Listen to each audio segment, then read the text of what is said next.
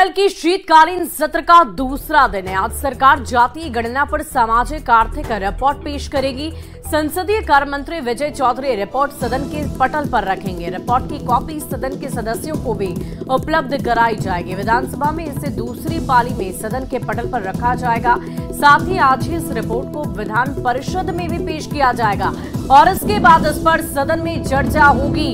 आज का सत्र हंगामेदार रहने के पूरे आसार हैं। एक तरफ सरकार रिपोर्ट पेश करेगी तो दूसरी ओर बीजेपी जातीय गणना के आंकड़ों को फर्जी बता रही है। बीजेपी का आरोप है कि घर घर जाकर सर्वे करने का सरकार का दावा खोखला और झूठा है। तो जब से जातिगत जनगणना की बात शुरू हुई और जातिगत जनगणना के रिपोर्ट आने तक और साथ ही साथ आज उसे सदन के पटल में रखे जाने तक लगातार इस पर सियासत जारी है। और ऐसे में सदन में जब रिपोर्ट पेश की जाएगी तो देखने वाली बात होगी कि विपक्ष का क्या रिएक्शन निकलकर सामने आता है, क्योंकि विपक्ष की तरफ से बीजेपी की तरफ से लगातार इस बात को लेकर चर्चा की जा रही है कि सरकार के जो दावे थे कि घर घर जाकर हमने सर्वे किया है वो बिल्कुल झूठे और खोखले हैं, क्योंकि जो आंकड़े आए हैं उस पर हमें भरोसा नहीं है।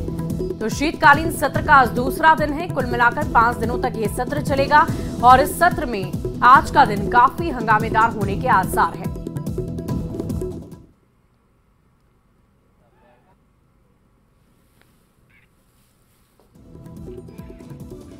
और जातीय गणना कांग्रेस ने जातीय आंकड़े पर सवाल खड़े कर दिए हैं। कांग्रेस नेता अजीत शर्मा ने सवाल उठाए। ध्यान आकर्षण में आंकड़े पर उन्होंने सवाल उठाए। किसी वेबसाइट पर नहीं होने का मामला उठाया। अजीत शर्मा का आरोप, सवर्णों को जानबूझकर छोड़ा गया है। जानबूझकर सवर्णों का प्रतिशत कम करने की कोशिश की गई है, ये बहुत बड़ा आरोप उन्होंने लगाया। सर्च और ऐड ऑप्शन नहीं होने से लोग अपना नाम नहीं ढूंढ पा रहे।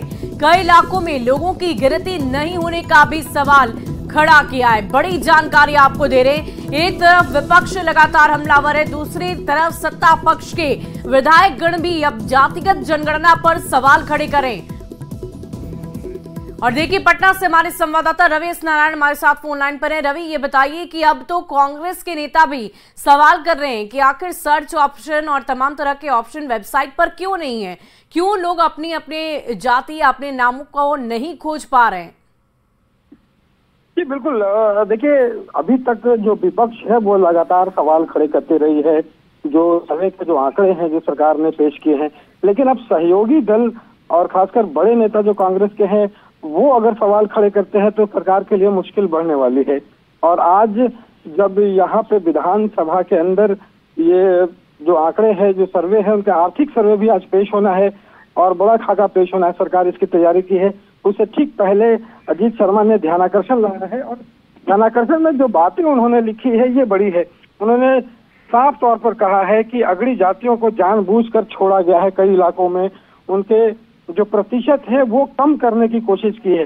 तो ये सीधा सवाल जो है वो सरकार पर उठाया है और जैसे विपक्ष उठा रही है ठीक उसी अंदाज में अजीत शर्मा ने कहा है। अब ये